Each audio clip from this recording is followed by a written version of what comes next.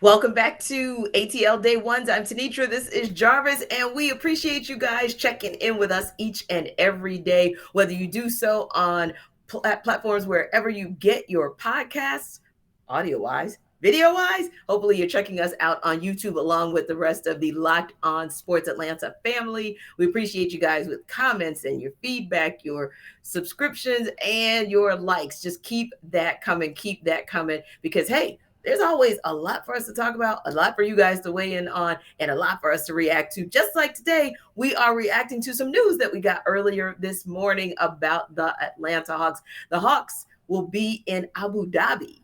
They will be in Abu Dhabi in October, taking on the Bucks. That's one of a couple of international games for the NBA. One of the first NBA international games since January of 2020, obviously pre-pandemic, if you will. So that is coming up. And what that got us to thinking about is this. We kind of sort of know what product the Bucks might put on the court because we've seen that at least as recently as last night, right? With the exception, of course, of Chris Middleton, which might be why that series with Bucks Celtics is tied 2-2. But we haven't seen the Hawks product in a couple of weeks now. And based on comments that we've heard from Tony Ressler, comments that we've heard from Travis Schlenk, and our own pontification, that starting five that we last saw in the series against the Heat is not likely what we're going to see this fall. So whether it's that starting five, but also, Jarvis, the role players, what is it that we expect to see? Who do we expect to see on that court when they take the court in Abu Dhabi in October, just in terms of the starting five? Is it going to be a full-on shakeup, or are we looking at maybe just some shifts positionally to make this team be in position to compete with the likes of the Bucks and, dare I say it, the beasts of the East? You know what? I think the first couple of positions that comes to mind when you start talking about, okay, what is this roster going to look like, just from a positional standpoint. Yes. And I know we'll get into the names a little bit later on. I think that your 4 and your 5 probably won't be on this roster next year. And here's why. I'll start with John Collins, right? Because I think he has a very manageable contract from a standpoint, and I think that was done on purpose by Travis Schlenk himself.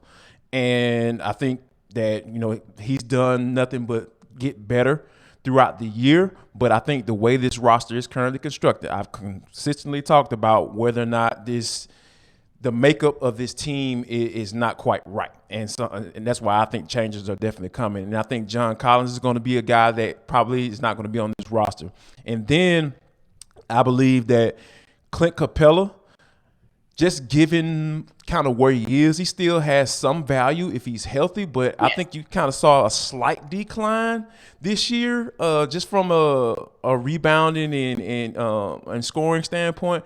And we know that I think there was a sweet spot for Clint when it comes to his numbers at the end of the night. And I think that was a big reason whether the Hawks won or lost games during the regular season. And that was that if he was around that 14 points and probably about 12 to 13 rebounds, more than likely, him being one of the better offensive rebounders in the game, I think that was the sweet spot for him to the Hawks. I think it was a recipe for them to get a win, and he just didn't hit that sweet spot enough for me. And I think that's where you're gonna probably start to see some of the changes, probably for the Hawks up front.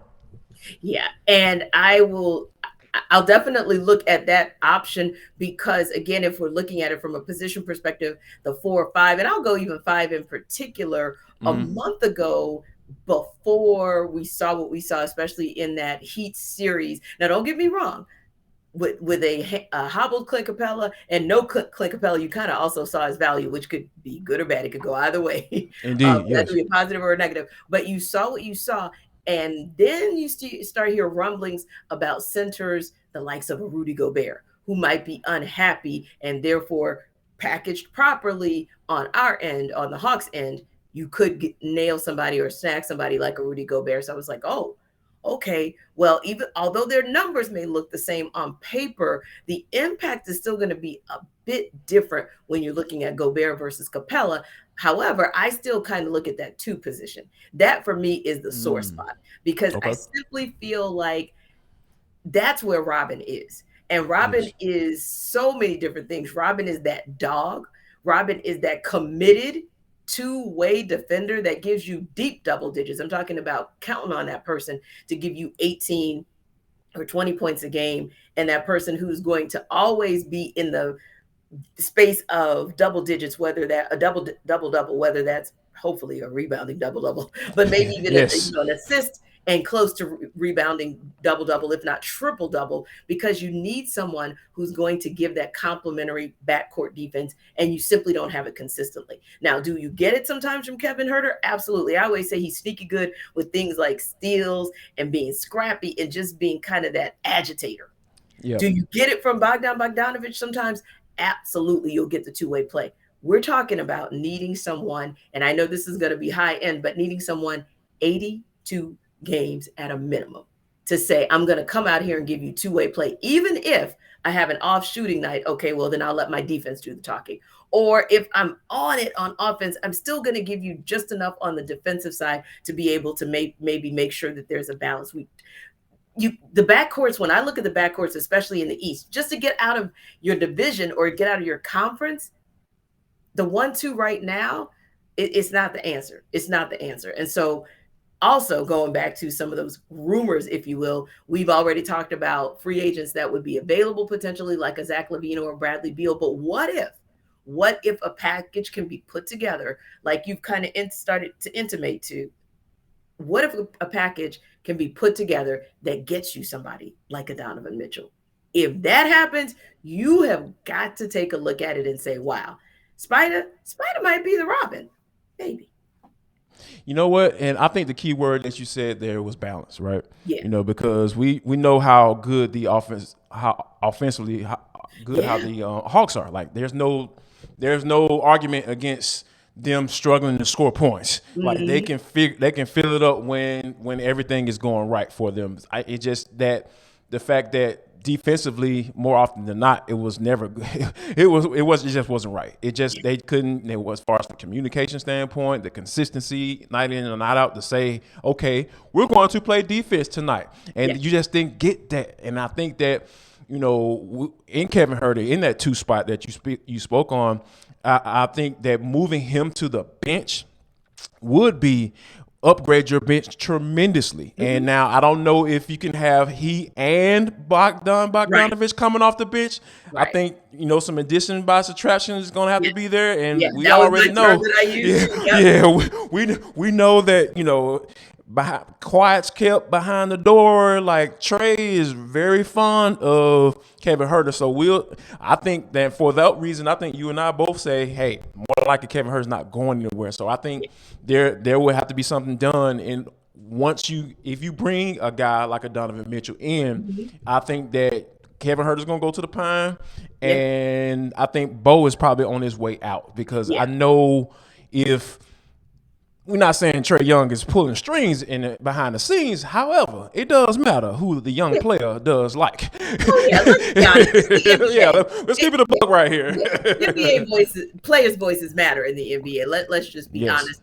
And I'm not necessarily one who subscribes to the fact that players get players fired or players get to, final say on shipping this player out or that player out. But I do think that the NBA is arguably the one league where players do have far more input and say than others. And, the other thing I was thinking about as well is this. When we think about wing defense, don't get me wrong. Yes, you're going to primarily get that from the 3 and from the 4. But on the same token, if you can get that 2 to give you something on the wing to complement, then I think that also kind of excites and motivates everybody to say, hey, this is a team effort. Because real talk, I think part of the reason that maybe Clint Capella's numbers go down or went down is because after a while you get exhausted being the only option. It's one thing for you to be the number one option for second chance points and to keep the other team from getting second chance points and to keep folks out of the paint. But my goodness, when you're the only option, that's a different story. So, and of course, we'll continue to kind of talk about it because there are so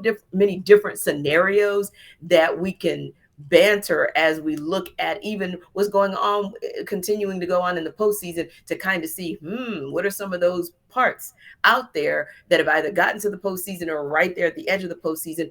who, if they were to ascend upon Atlanta, could take Atlanta back to where they were last year, or even get them next level. So when we come back, we're talking about a team that we're hoping will be on the ascent. And for the culture, we're talking about a former player who looks like he's on a downward trajectory. So you want to hear about that guy and the wrong things that he's doing because he might be on the wrong side of the law? Come back for the culture. It's ATL Day Ones. We'll see you on the other side.